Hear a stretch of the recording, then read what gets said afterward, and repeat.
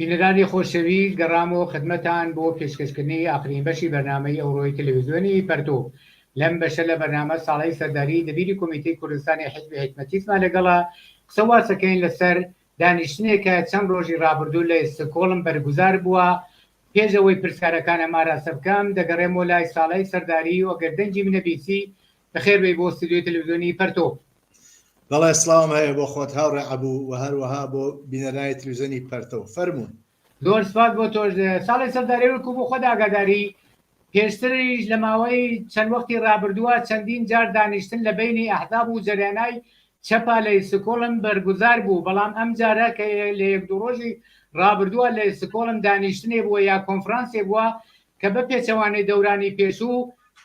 هەرچەند ئەحزاب بوون وەلێ لە شەخسیەتای چەپ و کۆمۆنیستی کوردستانیش لەم کۆنفرانسا بەشدار بوون. حەزەکەم لە زبانی ئێوە ضرورەتی ئەم جۆرە دانیشتن و کۆبوونەوانە ئەگە بۆ بینەرانی تەلەڤیزیۆنی پەرتۆ تەوزیحیدگا دەردەی مەمنونە بن.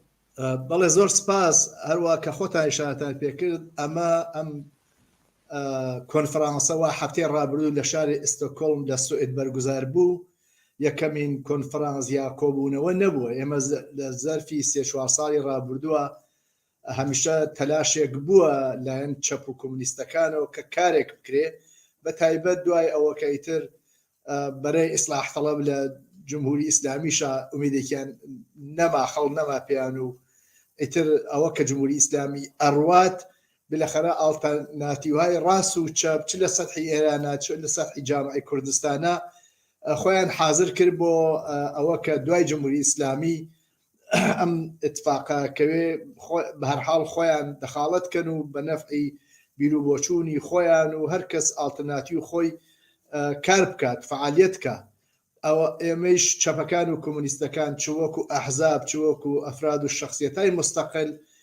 بێلەخەرە بە تایبەت ئیسە بەحسێمە لە مورد کوردستان و جامعەی کوردستانە هەمیشە نەقش و دەورمان بووە. کۆمونیزم لەو جامعە خۆشناو بووە، ئۆتۆریتەی بووە، بۆیە بە هەرحاڵ قارمان هاتە سەرەوە کارگە لێ بکەین مەجموعەیە کاری مشترەک تاوە نازەوە ئەکرێ. بە هەرحاڵ ئێمە ئەو کارە جەم و جۆرکەین، نەهادێکی بۆ دروستکەین. چەند ساڵ لەمەوە بەر یەک جار ئەڵبەتەوە لە سەد فقەت ئەحزابەوە بوو ئەوە دروست کرا، بەڵام بەداخەوە بە دەلایل مختلف ئیسە کە وەخت نییە ناشمەسەری شێوا. بەڵام ئەم ئینقلابە یا ئەم خیزشەکە ئەلعان هاتووە ئاراوە لە سەدحی ئێرانە و ئەوە حدود 85 ڕۆژە ئەگزەرێ نەتەنیا خەڵکێکە ئیساهان نەخیابان و کوچە و کۆڵان و ژن و ئەو جوانانەوە بەدەست خاڵی بەرامبەر بە جمهوری ئیسلامی وێساون، بەڵکو ئەحزاب و شخصیەتهای چەپ و کۆمونیست و هەروە ڕاست و چەپ ڕاستیەکەی هەن لە فکرەوە کە مەسەڵەن بلەخەرە هەر کامیان ئالتەرناتیو خۆیان مەترەح و بڕۆنە بەرەوە فعالیتکەن لە سەتحی ڕاستە لە ئێرانە. هەر ئەلعان و ئیمڕۆوانە بەحسی ڕەهبەری هەست و شۆرای ڕەهبەری دروستکەن، ڕزای پەهلەوی و تعدادێکوا بە حەیاتیان ئارەق نەکەوێتوە سەر نەقشی تەوێڵیان جوان بێن خۆیان جارێکتر داستە پێن بەسەر جامعەی ئێرانە و تعدادێتر لە ئەحزاب و جارات حتا لە جارات ناسیۆنالیست لە کوردستانی ئێرانی شاهن لەگەڵ ئەوانە هاو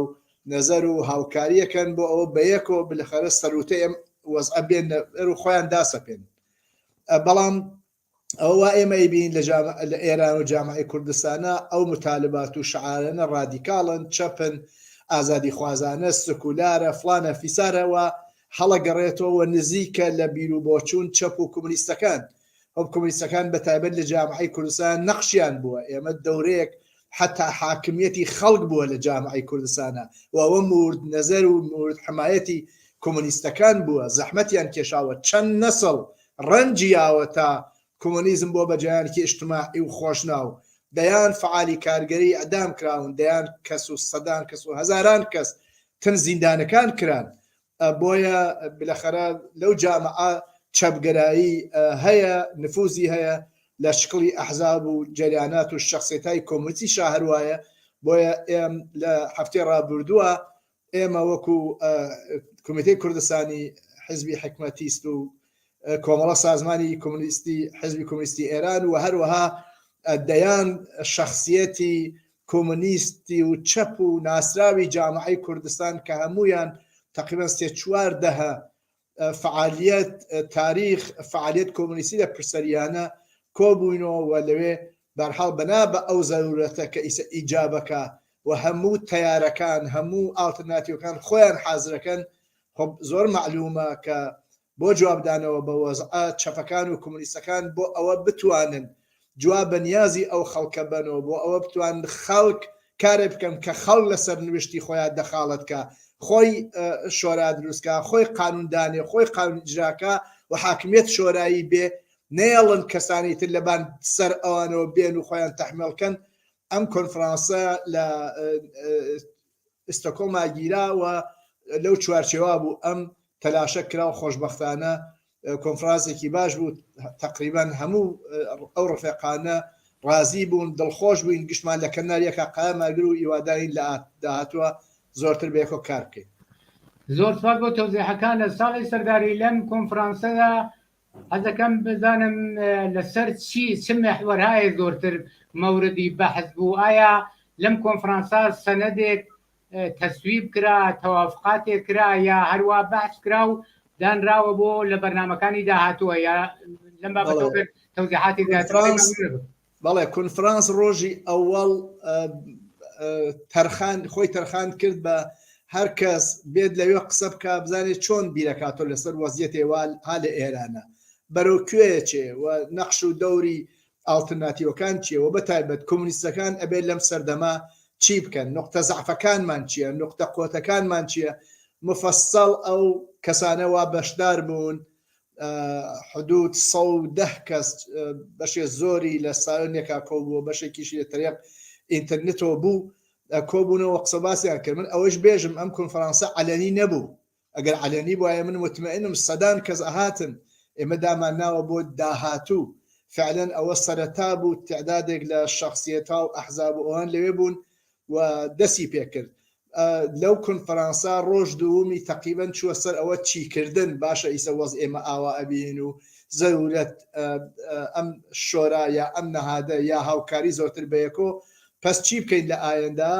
بە هەرحاڵ لەسەر چەند شت ساقۆ بوون یەکی ئەوە کە هەیئەتێک دروست بێت بۆ هەماهەنگی کردن ئەم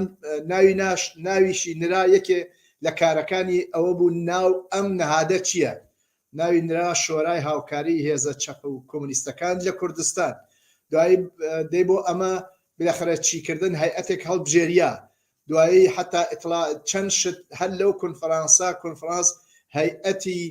بەڕێوەبەر یا هەیئەتی هەماهەنگی مؤەزەف کرد کە لە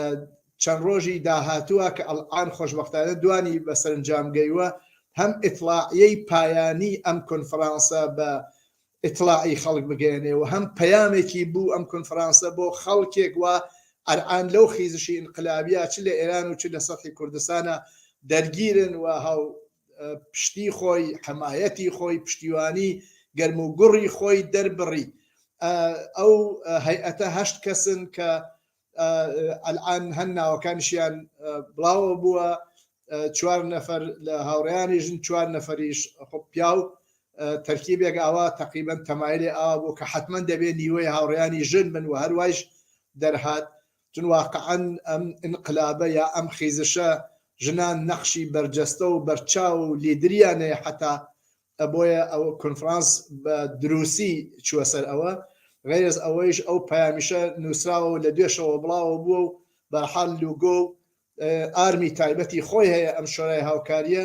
و قرارە بە زووی شایە تا هەفتەی ئایندا ئەو هەیئەتە پلاتفرمی کاری خۆی بنووسێ و بە ئیطلاعی شۆرا بگەێنێ و دوای ئەوە تەسویب بوو هەموو خەڵک و کرێکاران و زەحمەتکێشانی لە جامعەی کوردستان لێ ئاگا بکرێتەوە منزورمەوە دوایش ئەچێت ناو کاروبار خۆی موازینی کاری خۆی سازمانی خۆی تەقسیمکاری خۆی کاری عەمەڵی و ئەوانە کە چیکردن ڕوو بە جامعە چۆن ئێمە توانین جنبشی کرێکاری جنبشی ژنان و جنبشای ئیجتیماعی و پێشڕە و سکولار لە جامعەی ئێران و بەتایبەت لە جامعەی کوردستانە مورد نەزەرمانە تەقویەت بکەین چۆن جواب بینەوە بەو نیازانەوە ئەلعان ئەو جنبشە هەستی کە قرارە لە ڕۆژهای ئێمە 1 هەفتە عمری کردوە هێشتا سۆزی ئەبێ بە یەک هەفتە و شەمە و یەکشەمەی ڕابردوو بوو بەڵام هەمومان سەر و دڵخۆش بووین ئەو کەسانەوە لەو کۆنفرانسا بەشداریمان کرد احساسمان نەکرد کە نیازمان هەست لە کەناریەکە بین جواب بینەوە بە وەزعە و سەر و دڵخۆش بین ئومیدوارین کە بتوانین بە سازماندەهیە دروست بە تەرخانکردنی ئێنەرژی و توان و زەرفیەت بە ئیستفادەکردن لە نفوذ و ئەتباری شخصیەتای چەپ و کۆمونیستی جامعی کوردستان بتوانین بەو وەزعەوە ئیسە هەزەوە وەزیفەیەکی خەتیرەکەوێتە سەر بەرەی چەپ و کۆمونیستەکان جواب بدەینەوە کە کارەکان باش چێتە بەرەوە. زۆر سپاس بۆ تەوزیحەکان لە ساڵی سەرداری با تەوزی بە ئەوزاعی سیاسی کە لە ئێرانە لە جەریانەدا و لە هەموو دنیا ئاگادارن ئەم جۆرە دانیشتنانە و ئەم جۆرە قسە و باسکردنانە زۆر ضرورەتی دەچەندان پەیاکە و با تەوزی بەوەی تۆش خۆش باشل کرد باس لەوە کرد کە چەپ و ڕاست خەریکن ئالتەرناتیڤ و بەدیلی خۆیان مەترەحەکەن و لە قسەکانیشتا ئیشارە کرد کە شرکەت و شور و شەوقی ئینسانای چەپ و ئازادیخواز و کۆمۆنیست خارج لە ئەحزابی چەپ و کۆمۆنیستۆمانە خۆ نیشانەدا و لەم دانیشتنانە ڕەغبەتیان زۆرتر هەدا. سوالەکەم ئەمە ئێدامەی فعالێتی ئەم شۆڕات چۆنە بینی لە ئایندەدا باتەوەزی بەم فەزا و باتەوەزی بەم شور و شەوقەی کە لە ناو ئینسانای منفەرد و چەپ و کۆمۆنیستە هەیە. بەڵێ تاوە نازەوە من خۆم وەکو کەسێک لەوێ بەشدار بووم و قسەم کرد و بەرحاڵ قسە و باسی ڕەفیقەکانم بیست حقیقەتەن ئشتیاقێک زۆر بوو بە تایبەت ڕۆژ دووم بۆ ئەوە کەچیکردن خۆب تەبعەن مەسەڵەن تعدادی لە شرکەت کنندگان ئەهاتن و مەسەڵەن باتەوەجو بە ئەوە کە لە ڕابردووە ئەم ئینشعابات و تەشەتوت و دووری لێیەکە زەربەی لێماندا بوو نەگەران ئەوە بوون و بە جۆرێک تەواو تەلاشیان ئەوە بوو کە ئەم دەورە بگوزارێنین و وارد دەورەیەکی تربین دەورەیەک دووری لە یەک بەڵکو ئیسەیتر دەورەیەک بێ باتەوەجە بەو زەورەتە واقعاً ئەو خیزشە بانگمانەکە کە بێ بچین جوای پێبینەوە من ئەو ئیحساسم لە تەکتەگە و ڕەفیقانە دی ئیحساس مەسئولیەت کۆمونیستی چەپگەرایی ئازادی خوازانە گشتمان مەسەڵەن لە هەفتە هەشتای ڕۆژی ڕابردووە بە تایبەت لە دەروی وڵات هەمومان نیگەران بووین ئەتبینی ئێمە کەسێک بووین ئەم چەپ و کۆمونیستانە لە زەرفی چودام 30 ساڵی ڕابردووە لە خارجکشوەریشە هەر ئیقدامێک وە پێمان کراوە عەلەی ئیعدام عەلەی سەنگسار بۆ دفاع لە ئازادی کرێکار بۆ مافەسەرەتایەکانی خەڵک ئەوە چەپەکان و کۆمونیستەکان بوون واقعاً بەرسفارەتیان گرووە تەزاوراتیان کردووە وەختیان بۆ داناوە ئیمکانەتیان بۆ سەرف کردووە وەلێ زۆر کەس هەر نەبوون من ئەم ئانەوە ئیسە پەرچەم ڕاست هەڵەگرن هەتا 2 ساڵ لەمەوە لەبەر کۆنسولخانەی جمهوری ئیسلامیە لە فرانکفورت فرێ لە ئەمانە چوون ڕێیانەدا و ئیسە مەسەڵەن زۆر باشە هاتوون ئەملا زۆر باشە بوون بە ئۆپۆسیۆن و لە تۆ بینی ڕەنجەکە کۆمونیستەکان و چەپەکان و ئازادی خوازەکان کێشایان و لە ئیسە کەسانێکتر ڕاست بەبوون ئیمکاناتێکەوە هەسی بەبوون حمایەتەوە لە غەرب و ئەمریکا و چودام ڕزای پاهلەوی و کێوکێ هەسیان و بەلێشا و پوڵی خەڵکی ئێرانیان ئەو وەختە بە قەڵ خۆی 62 میلیۆن دلارمان هاوڕست دەرەوە ماڵ ڕزا پاهلەوی دەیان کە زۆکۆ ڕزای پاهلەوی شتە بوون و بلەخەرە ئیمکاناتی زۆیان خصوصی اختیارەوە بەسیجەکەن ئەوان ئیمکاناتیان هەست بەڵام ئێمە ملیۆنها ئینسانمان هەست پشت بە ئەوان گەرمین ئەو ئینسانەوە لەو جامعە بەرامبەر بە جمهوری ئیسلامی لە سەختترین شایەت ئاوێساون و مبارزەی لەگەڵاکەن من خۆم ڕاستیەکەی خۆشببینم بەئینە بەڵام بەشێکی خۆشببینی تەنیا کافی نییە دەبێ قۆڵی لێ هەڵماڵین دەبێ گوزەرکەین لە دەورەگەلێک ئەم وەزعە ئەم ئینقلابە ئەم خیزشەوە هاتووە هەموو شتێکی گۆڕیوە مناسبات بین ئەحزاب مناسبات دەوڵەت لەگەڵ خەڵک حتا ئەونەم فشاری قویە ئەم جنبشە ئەوە لە سەد ئوروپا و شە خەریکن نقی عەلەی جمهوری ئیسلامی یەکەم گەرەکیانەوە سپای پازاران خانلیستی ترۆرۆ یا مقدارێک فشایان هاورووە و لە میدیای غەربا مەسەڵەن هەر ئیمڕۆ بەداخەوە کە محسن شکاریان دوێکەی ئەدام کرد کولیەی میدیای غەرب بۆ ئەوڵێنبار هاتووسە قسە مەرزونمەوەسە کە نە لە ڕووی خاسی خۆیان و فشارێکەوە ئەو ئێترازات ئاوردوێسی و ئەوانیشی وادارکەوە بە ئەم کارە. بۆیە من وازانم سێ ڕای ئەوە کە ئێمە دڵخۆشین ئیشتیاقمان هەست بەستگی بە ئیرادەی ئینسانەکان هەیە، بەستگی بە ئیرادەی ئێمە و ئەو هەزاران هەزار کەسەیەوە لەو جامعە هاتوونسە ئەو مەیانە خەریکن مبارزەکەن بۆ حەق و متالباتی خۆیان. ئێمەش کە هەمیشە ئەم کومریستان و چەپانە لە کنار خەڵکی کرێکار و زەحمەت کێشا بووین، بۆیە ئیرادەمان کردووە، تەسلیممان کردووە، تەسلیمی جەمعیمان گرووە کە جواب بدەنەوە بەو وەزعە لە کنارەوە خەڵکا بین حمایەتی لێکەین. هەر چێکمان لێ بۆ تەقویت جونبشی ئازادی خوازانە و چەپ و سوسیاسی لە ئێران و لە جامعەی کوردستانە درێغ ناکەین.